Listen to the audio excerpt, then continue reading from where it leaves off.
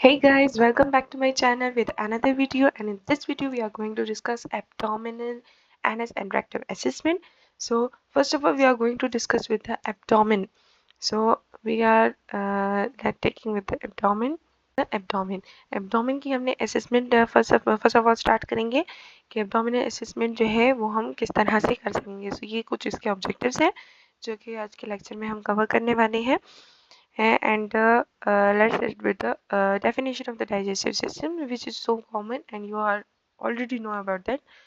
कि digestive system जो है क्या होता है. digestive system जो है ये वो सिस्टम है ऑर्गन्स का, यानी कि इसमें डिफरेंट ऑर्गन्स जो है वो इन्वॉल्व है जो कि रिस्पॉन्सिबल होते हैं for getting food into and out of the body. यानी कि बॉडी में जब फूड आएगा तो उसके साथ क्या प्रोसेस होना है एंड बॉडी से आउट ऑफ द फूड जाने के लिए, यानी कि जब वो टाइम जिसमें जहाँ पे बॉडी में फूड एंटर होता है एंड वो टाइम जहाँ पे बॉडी से ये एक्सक्रीट आउट होता है, इन सारों के दरमियान में जो इन्वॉल्वमेंट होती है सारे ऑर्गन्स की होती है कि वो किस तरह से फूड को कन्वर्ट करते हैं from one form to another form, and इससे जितनी भी न्यूट्रिएंट्स होती हैं वो यूज़ कर ली जाती हैं जो कि हमारी बॉडी के लिए हेल्दी होते हैं. देन डाइजेस्टिव सिस्टम है, गैस्ट्रोइंटेस्टाइनल ट्रैक्ट है, कुछ ऐसे स्ट्रक्चर्स हैं जो कि आप ऑलरेडी अपने एनाटॉमी एंड फिजियोलॉजी में पढ़ चुके हैं. ये जस्ट कुछ इंट्रोडक्शन सा दिया हुआ है. मेन इंपॉर्टेंट टॉपिक पे हम आ जाते हैं यहाँ पे इसके 9 रीजन्स पे. हमारे क्वाड्रेंट्स होते हैं, रीजन्स होते हैं. एब्डोमेन को हम डिवाइड करते हैं 9 रीजन्स में एंड 4 क्वाड्रेंट्स में. 4 क्वाड्रेंट्स जो है वो सिंपली हम डिवाइड कर सकते हैं upper quadrant, lower quadrant, right upper quadrant, right lower quadrant, left upper quadrant and left lower quadrant. And then 9 regions की जब बात आती है तो इन रीजन्स को अपने डिफरेंट नाम दिए जाते हैं एंड हर एक रीजन में डिफरेंट ऑर्गन्स जो है उनका स्ट्रक्चर आता है. जैसे कि आप देख सकते हैं ये एब्डोमेन का एक स्ट्रक्चर है. इसे हमने 9 रीजन्स में डिवाइड कर दिया है. 2 लाइंस जो है वो आ जाएंगी हमारे ये जो कि मिड क्लेविकुलर होंगी एंड 2 जो है ये एब्डोमिनल. एक जो है हमारे बिल्कुल जहाँ पे रिब्स खत्म होती हैं, यानी कि जहाँ पे हमारा जो स्ट्रक्चर है रिब के जो खत्म होता है वहाँ पे, एंड एक प्यूबिक सिम्फिसिस के उस पे लाइन पे आ जाएगा. ठीक है, यानी कि जहाँ पे हमारे इलिक रीजन जो होती हैं दोनों बोन्स की साइड पे पेल्विक बोन जो होती है उसमें आ जाएंगी. तो ये 9 रीजन्स में डिवाइड हो जाते हैं. फर्स्ट रीजन जो है राइट हाइपोकॉन्ड्रिक रीजन जिसे हम कहते हैं. इसमें कौन कौन से ऑर्गन इन्वॉल्व है ये आपकी एग्जाम्स के लिए ज़रूरी है कि आपने याद रखना है इसमें कौन कौन से ऑर्गन्स इन्वॉल्व है. सो लिवर आ जाता है इसमें, किडनी आ जाती है right, gall bladder, large small intestine के कुछ पार्ट्स आ जाते हैं राइट हाइपोकॉन्ड्रिक रीजन में. इपिगैस्ट्रिक रीजन जो है ये मिड रीजन है अपर में. यहाँ पे लिवर भी आता है, स्टमक भी आता है, स्प्लीन भी आता है, डिड्यूनम, एड्रिनल ग्लैंड्स भी आ जाते हैं एंड पेंक्रियाज भी आ जाता है कुछ. लेफ्ट हाइपोकॉन्ड्रिक रीजन इसमें मेन आपने ऑर्गन्स याद रखने हैं जैसे कि आपको खुद भी विजिबली दिखाई दे रहा है कि यहाँ पे स्टमक है. लेफ्ट हाइपोकॉन्ड्रिक रीजन में हमारे पास लिवर्स के टिप आते हैं, लिवर का टिप आ जाता है थोड़ा सा, स्टमक आता है, पेनक्रियास आता है, लेफ्ट किडनी आती है, spleen and large and small intestine. Then right lumbar region है, इसमें सेंडिंग कोलॉन आता है, स्मॉल इंटेस्टाइन आता है, राइट किडनी आती है. उम्बिलिकल रीजन में duodenum, small intestine and transverse colon आता है. जैसे कि ये है, ये असेंडिंग कोलॉन है, ये ट्रांसवर्स कोलॉन हो गया. एंड यहाँ पे डिसेंडिंग कोलॉन पे लेफ्ट लंबर रीजन में आ जाएगा small intestine, left kidney. Right iliac region में अपेंडिक्स आता है, सीकम आता है, सेंडिंग कोलॉन आता है, स्मॉल इंटेस्टाइन आता है. हाइपोगैस्ट्रिक रीजन में ब्लैडर आता है, सीमोइड कोलॉन आता है, स्मॉल इंटेस्टाइन आता है एंड रिप्रोडक्टिव ऑर्गन्स आ जाते हैं. Right iliac left iliac region में सिग्मॉइड कोलॉन आता है, डिसेंडिंग कोलॉन आता है, स्मॉल इंटेस्टाइन. सो ये 9 एब्डोमिनल रीजन्स हो गए. देन आ जाते हैं यहाँ पे जो है एनाटॉमी दी है डाइजेस्टिव ट्रैक्ट की जो कि आप ऑलरेडी पढ़ चुके हैं, तो आप जस्ट इसे देख लें. एंड देन इसके बाद है ये डाइजेस्टिव ग्लैंड का पूरा वो दिया है कि माउथ हमारे पास स्टार्ट होता है.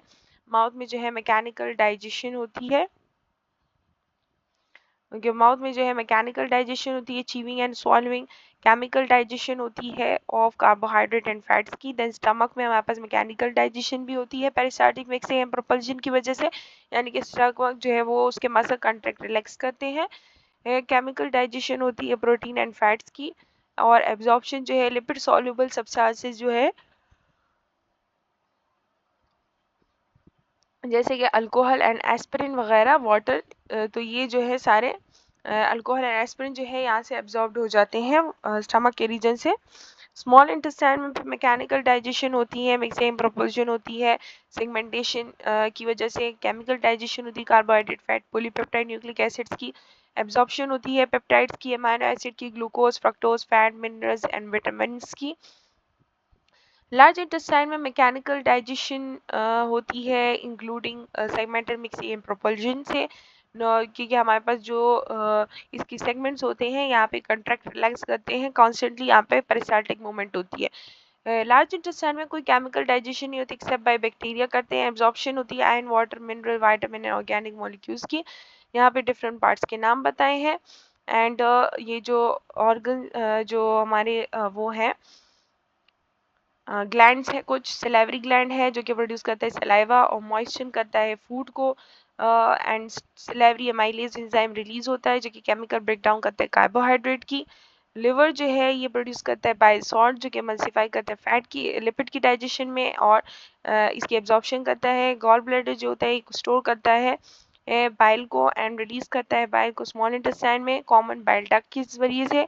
पेंक्रियास जो है पेंक्रेटिक जूस रिलीज करता है एंड स्मॉल इंटेस्टाइन में रिलीज होता है तो पेंक्रेटिक डक्ट के कंटेन करता है बाइकार्बोनेट ताकि न्यूट्रलाइज करे द पीएच ऑफ कायम को। कायम का जो पीएच होता है वो एसिडिक होता है तो ये न्यूट्रलाइज कर देता है इसे।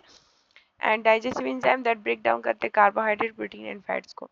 देन मेजर डाइजेस्टिव एंजाइम्स यहाँ पे जो दिए गए हैं, सो कार्बोहाइड्रेट की digestion salivary amylase, pancreatic amylase और माल्टेज की मदद से होती है जो कि सलाइवरी ग्लैंड में सलाइवरी एमाइलेज बनता है। पैंक्रेटिक एमाइलेज पैंक्रियाज से बनता है, माल्टेज स्मॉल इंटेस्टाइन से रिलीज होता है एंड माउथ में रिलीज होता है salivary amylase and pancreatic amylase small intestine में, माल्टेज भी स्मॉल इंटेस्टाइन में रिलीज होता है। इसका पीएच लेवल जो है न्यूट्रल होता है या फिर बेसिक होता है।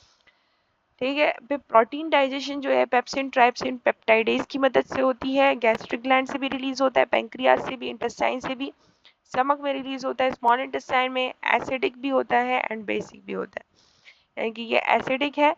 ये न्यूट्रल वाला जो है सलाइवरी एमाइलेज न्यूट्रल होता है, पैंक्रेटिक एमाइलेज बेसिक होता है, माल्टेज बेसिक होता है। गैस्ट्रिक ग्लैंड से जो रिलीज होता है वो एसिडिक होता है, पैंक्रियाज से बेसिक रिलीज होता है, इंटेस्टाइन से भी बेसिक रिलीज होता है। न्यूक्लिक एसिड डाइजेशन जो है न्यूक्लियस एंड न्यूक्लियोसाइडेसिस की वजह से होता है, पेनक्रियास से रिलीज होता है स्मॉल इंटेस्टाइन में एंड ये बेसिक होता है। फैट डाइजेशन दोनों पेनक्रियास से रिलीज होते हैं, दोनों स्मॉल इंटेस्टाइन में रिलीज होते हैं, दोनों बेसिक होते हैं in nature. And fat digestion जो है लाइपेज की मदद से होती है, ये पेनक्रियास से रिलीज होता है स्मॉल इंटेस्टाइन में एंड बेसिक होता है। देन नेक्स्ट हम बढ़ते हैं हेल्थ हिस्ट्री। सो एब्डोमिनल जब असेसमेंट हम कर रहे हो किसी पेशेंट की तो उसकी हमने हेल्थ हिस्ट्री में क्या क्या चीज़ें देखनी है।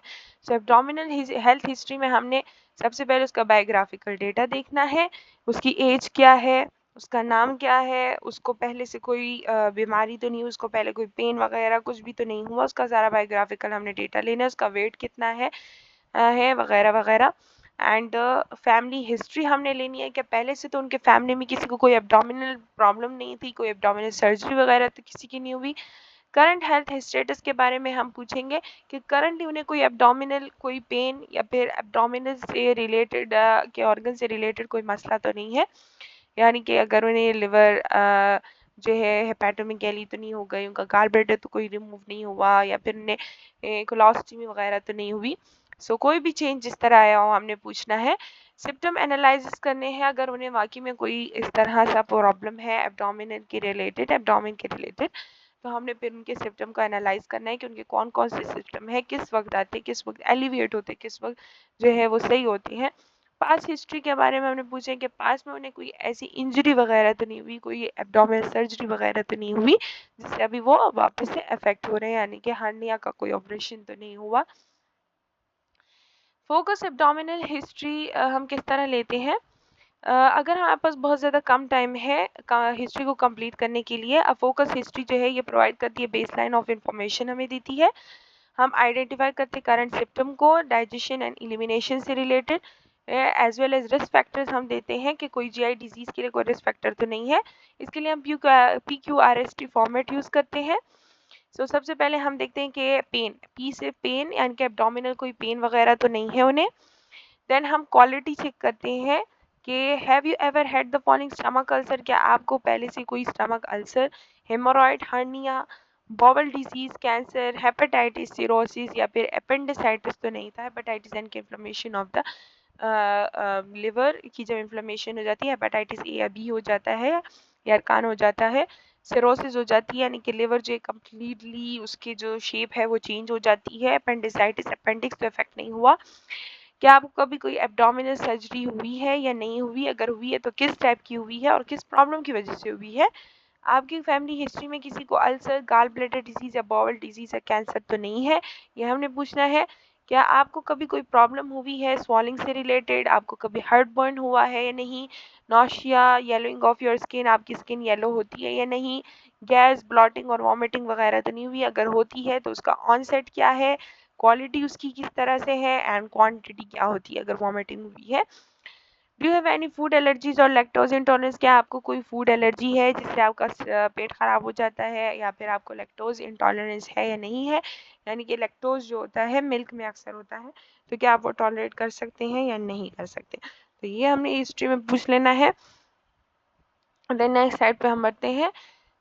यहाँ पे है हिस्ट्री में, फिर इसके अलावा हमने पूछना है कि have you notice any recent weight changes, क्या आप, अगर हम एब्डोमिनल रिलेटेड हिस्ट्री है तो हमने वेट चेंजेस का ज़रूर पूछना है कि आपको लगा है कि आपका वेट क्या बहुत ज़्यादा बढ़ गया है रिसेंटली या आपका वेट बहुत ज़्यादा कम हो गया है, आपका यूजुअल वेट क्या रहता है, हाइट क्या है आपकी, ये आपको हाउ इज़ योर एपिटाइट, आपकी एपिटाइट कैसी, यानी कि आपको भूख लगती है 24 आवर में आप कितनी बार खाना खाते हैं, आपको कितनी बार भूख लगती है।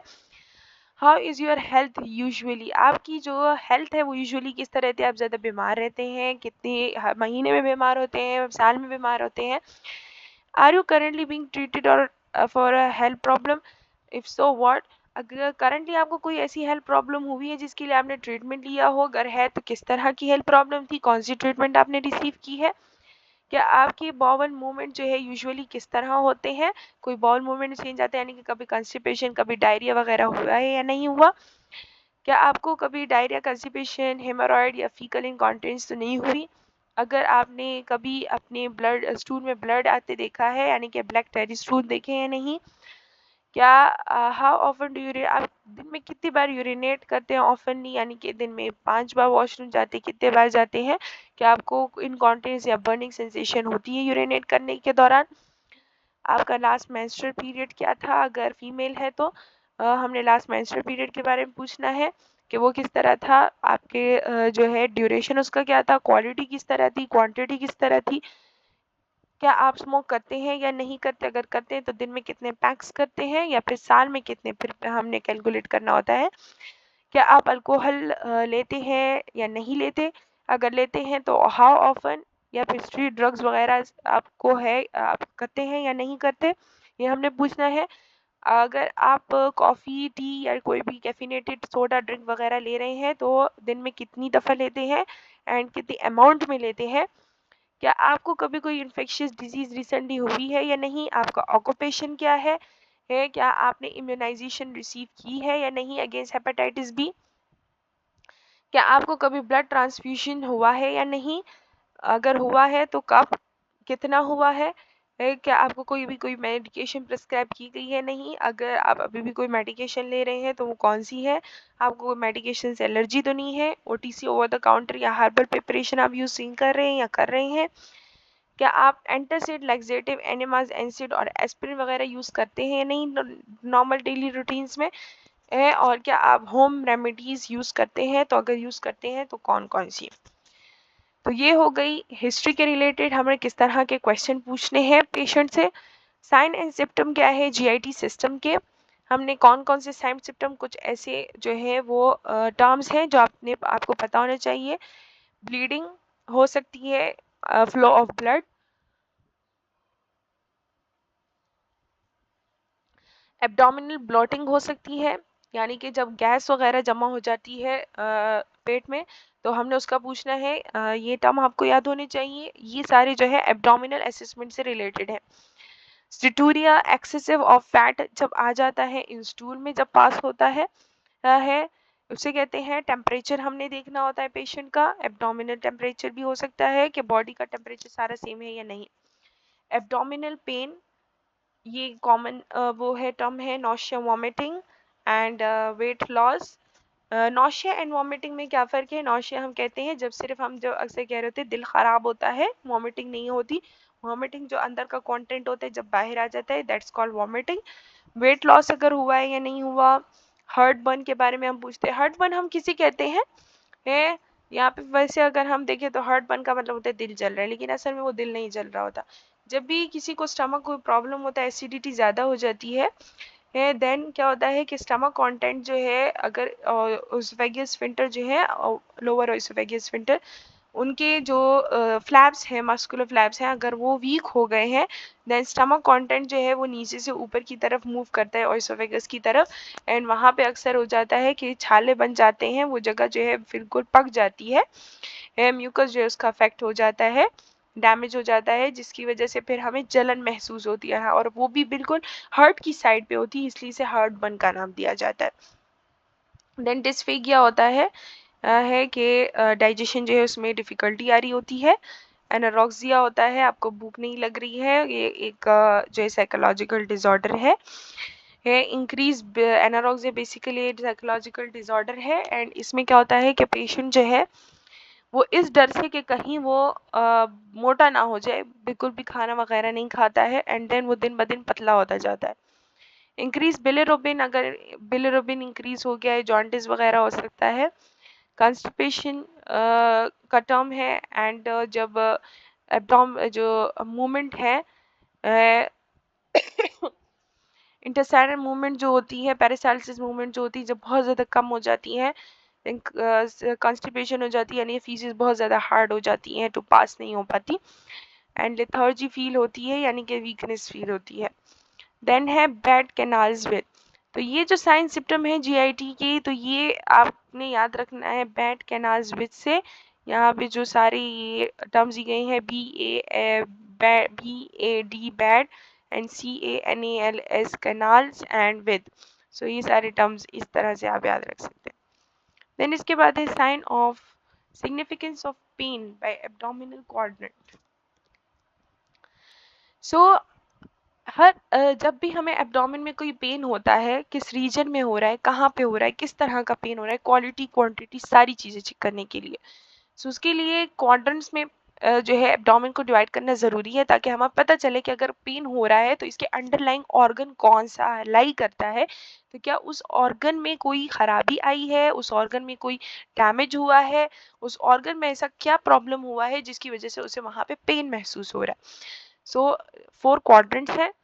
लेफ्ट अपर क्वाड्रेंट है, हार्ट की साइड पे अगर होता है तो MI इस्कीमिया हो सकता है। लंग्स में पेन हो रहा है तो मतलब कि लंग्स की साइड पे पेन होता है, पल्मोनरी एम्बोलिज्म, निमोनिया हो सकता है। पेंक्रियास के साइड पे पेंक्रेटाइटिस हो सकता है, स्प्लीन रप्चर्ड स्प्लीन हो सकता है, गैस्ट्रिक अल्सर, ओएसोफेगस, GERD। तो ये डिफरेंट डिजीजेस के नाम दिए गए हैं। राइट अपर क्वाड्रेंट में फिर है कि हार्ट की साइड पे ischaemia, lungs, नमूनिया, gall bladder, कोलिलिथियासिस and कोलिसिसाइड। Gall bladder जो है राइट अपर क्वाड्रेंट पे लाई करता है। लिवर में हेपेटाइटिस हो सकता है, कैंसर हो सकता है, इंटेस्टाइनल अल्सर हो सकता है। लेफ्ट लोअर क्वाड्रेंट जो है ओवरी एंड यूट्रस पे एक्टोपिक प्रेगनेंसी हो सकती है, ovarian cyst, pelvic inflammatory disease हो सकती है, इंटेस्टाइन में परफोरेशन अगर आ सकती है, कंस्टिपेशन हो सकता है, डाइवर्टिकुलाइटिस हो सकता है। डाइवर्टिकुलाइटिस जो है ये स्मॉल पाउच होता है in the wall of the colon में, जो कि डाइवर्टिकुल यानी कि स्मॉल पाउच निकल आता है कोलॉन का, इसे हम डाइवर्टिकुलाइटिस कहते हैं। हर्निया हो सकता है, यानी कि जो एब्डोमिनल वॉल होती है वो वीक हो जाती है, एंड जो अंडरलाइंग ऑर्गन होते हैं वो बाहर आ जाते हैं, एब्डोमिनल वॉल जो परफोरेट हो जाती है। अल्सरेटिव कोलाइटिस जो है ये टाइप है IBD का, इन्फ्लेमेटरी बाउल डिजीज का। एब्नॉर्मल इम्यून रिएक्शन होता है जो कि कॉज करता है इन्फ्लेमेशन। किडनी में नेफ्रोलिथियासिस, किडनी स्टोन इन्फेक्शन हो सकता है, एंड देन इसी साइड पे इसी तरह के डिजीज के नाम दिए गए हैं। देन GIT असेसमेंट जो है हम किस तरह से स्टार्ट करेंगे। सबसे पहले असेसमेंट स्टार्ट करने के लिए हमने जो है सबसे पहले वॉश करने होते हैं हैंड्स। उसके बाद हमने पेशेंट के पास जाके इंट्रोड्यूस करवाना है अपने आप को, कि आज के लिए हम उनके जो है वो केयर गिवर हैं, एंड हमने उन्हें केयर देनी है, कौन कौन सी केयर प्रोवाइड करनी है, कौन कौन सा प्रोसीजर करना है, यानी कि उनके साथ हमने अपना रैपिड बिल्ड करना है, अपना रिलेशनशिप बनाना है। देन इसके बाद है परमिशन एंड प्राइवेसी। हमने उनसे जो भी प्रोसीजर करेंगे उससे पहले हमने परमिशन लेनी है, उनकी प्राइवेसी का ध्यान रखना है कि हमने जो है बिला वजह उनकी जो बॉडी रीजन है उसे एक्सपोज नहीं करना है, सिर्फ उन्हीं एरिया को एक्सपोज करना है जिसे आप एग्जामिन कर रहे हैं, सिर्फ जो है एक्सपोज करें एरिया को जो कि आपने अंडर एग्जामिनेशन है। हमने हमेशा राइट साइड अप्रोच लेना है जो कि डोमिनेंट साइड होती है। हमने लाइट टेम्परेचर वगैरह जितना भी इन्वायरमेंटल सेटअप है वो सही होना चाहिए। Then health history of GIT. Health history हम किस तरह लेंगे जीआईटी ट्रैक की? सबसे पहले हमने लेना है साइन एंड सिम्टम्स के बारे में पूछेंगे, नॉसिया, वॉमिटिंग, पेन वगैरह तो नहीं हो रहा। देन इसके बाद हम पूछेंगे एलर्जीज के बारे में, ये सैंपल टेक्निक है। देन इसके बाद एलर्जी, फूड एंड मेडिकेशन से कोई ऐसा फूड हो, कोई ऐसी एलर्जी मेडिकेशन हो जिससे आपको एलर्जी हो, जैसे कि पेनिसिलिन से एलर्जी होती है किसी लोगों को, फूड में सी फूड वगैरह, पीनट्स वगैरह से, नट्स वगैरह से एलर्जी होती है। देन मेडिकेशन हिस्ट्री हम लेंगे कि कोई एनसिड वगैरह वो ओवर द काउंटर यूज तो नहीं कर रहे हैं।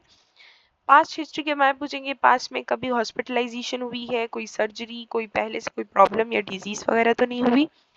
देन हमने इवेंट प्रेजेंट करना है, यानी कि अभी आप किस कंप्लेंट के साथ आए हैं, चीफ कंप्लेंट आपका जो मेन मसला है वो क्या है, लास्ट ओवरऑल इनटेक आपका क्या था, कितना, व्हेन, व्हाट एंड हाउ, कितना लिया था आपने, कब लिया था एंड कितनी अमाउंट में लिया था। जीआईटी असेसमेंट टेक्निक हम करेंगे, 4 टेक्निक्स हैं असेसमेंट की। इंस्पेक्शन करेंगे, देन एब्डोमेन में हम इंस्पेक्शन के डायरेक्ट बाद एस्कल्टेशन करते हैं स्टेथोस्कोप से। देन परकशन करेंगे, डायरेक्ट भी हो सकती है, इनडायरेक्ट भी हो सकती है। डायरेक्ट को हम इमीडिएट भी कहते हैं एंड इनडायरेक्ट को हम इमीडिएट परकशन भी कहते हैं। पल्पेशन हम करेंगे लाइट एंड डीप। सो ये जो आपने जो सीक्वेंस है ये याद रखना है कि इंस्पेक्शन के बाद auscultation, then percussion and then palpation. Okay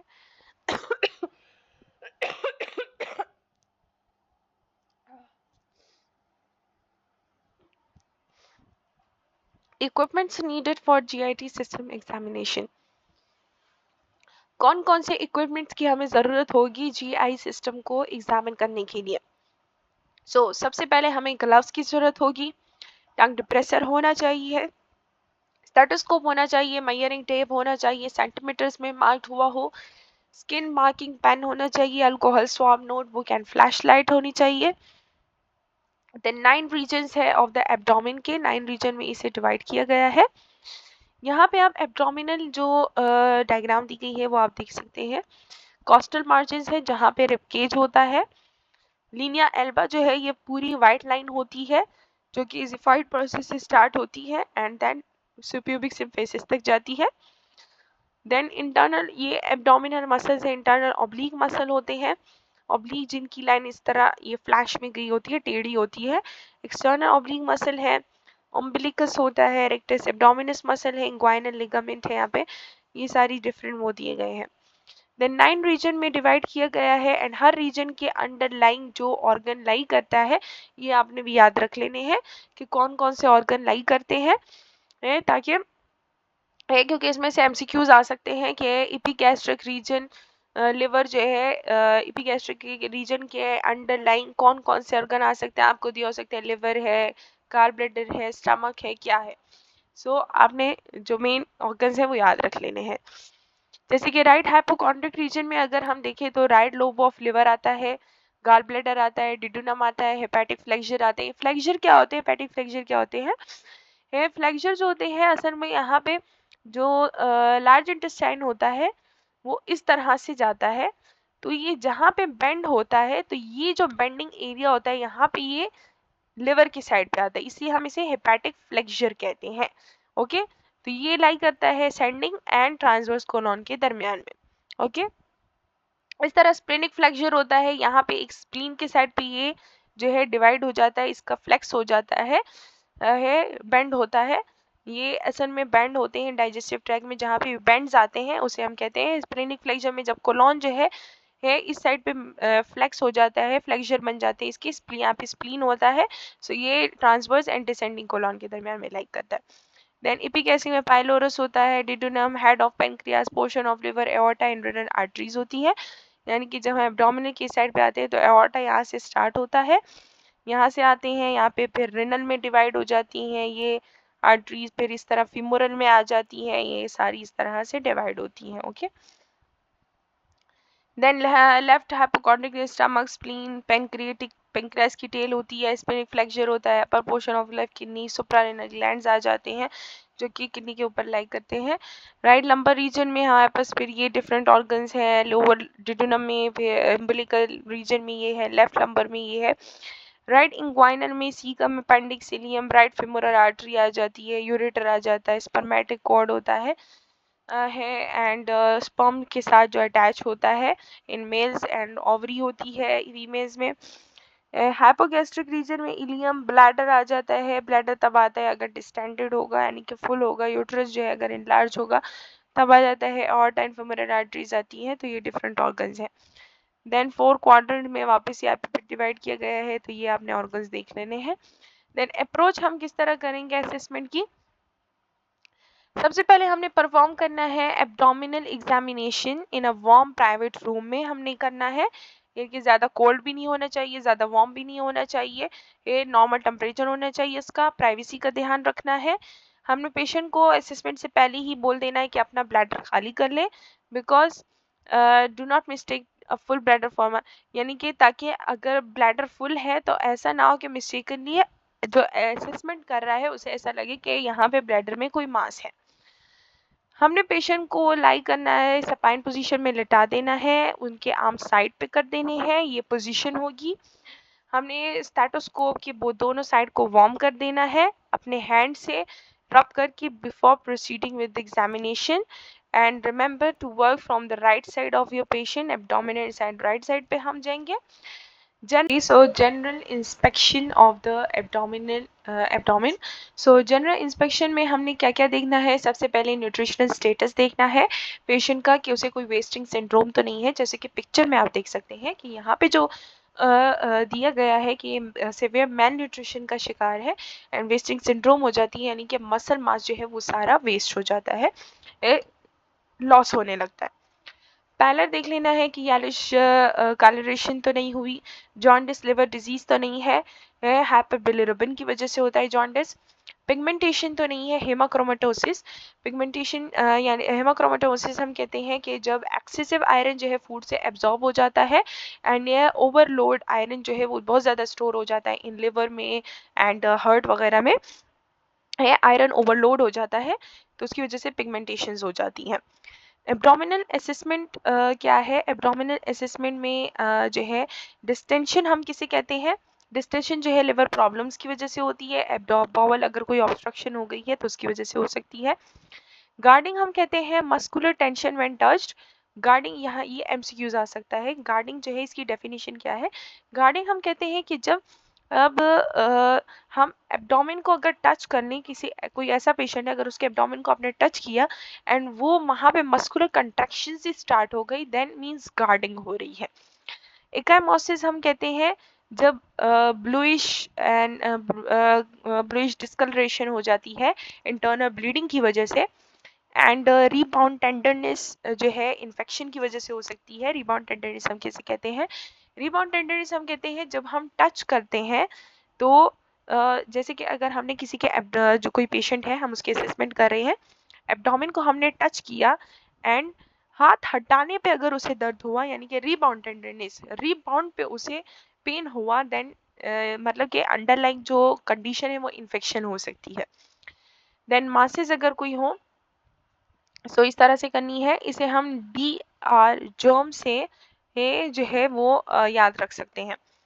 then inspection अगर हम करेंगे 4P इसके लिए इम्पॉर्टेंट है इंस्पेक्शन के लिए। सबसे पहले है प्रोमिनेंट वेन, कैपेट मेड्यूसा जिसे हम कहते हैं। कैपेट मेड्यूसा किसे कहते हैं, dilated vein around umbilicus associated with portal hypertension, यानी कि कैपेट मेड्यूसा जो है उम्बिलिकस रीजन जो है उसके अराउंडेड जो वेन्स है अगर वो डायलेटेड हो गई है तो ये डायलेशन जो है ये ज़्यादा रिलेटेड होती है पोर्टल हाइपरटेंशन की वजह से। अगर पोर्टल सिस्टम में जो है ब्लड का प्रेशर ज़्यादा हो गया है, हाइपरटेंशन हो गई है, देन जो है ये कैपेट मेड्यूसा हो सकता है। Then pulsation visible aortic aneurysm, pulsation visible कब होगी, एओर्टिक एनेरिज्म, एनेरिज्म कहते हैं ये एक एओर्टिक एन्यूरिज्म हम कहते हैं जब एओर्टा जो है वहाँ पे बल्ज बन जाता है, एओर्टा में बल्ज बन जाता है, मानी कि बलून शेप्ड का बल्ज हो जाता है, इस आर्टरी से निकल आता है एंड ये एओर्टा में तो ऑब्वियसली पल्सेशन होती है, देन वो पल्सेशन विजिबल हो जाती है, आपको थ्रू नेक टाइन नजर आने लगता है एब्डोमिनल रीजन में।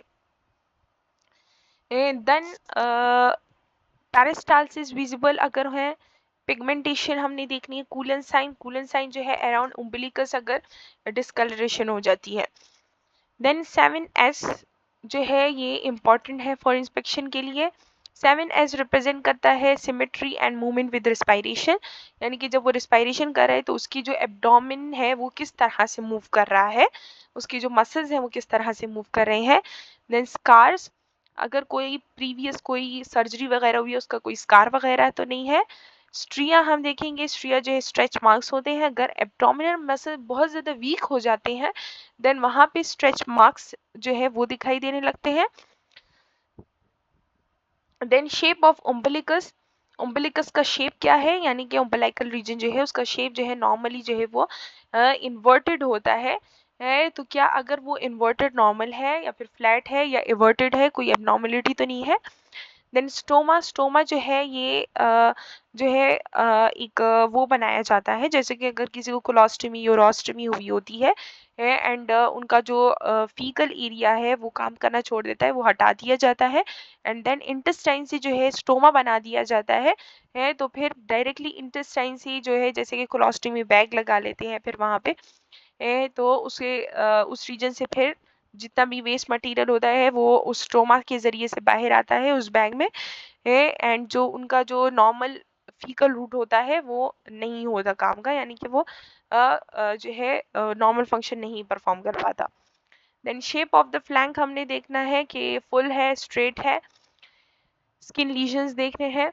देन 1D डिस्टेंशन जो है ये किस वजह से हो सकती है, फैट की वजह से भी हो सकती है, फ्लूइड की वजह से, फीटस की वजह से भी हो सकता है, फ्लैटस की वजह से भी हो सकता है एंड फीसिस की वजह से भी हो सकता है।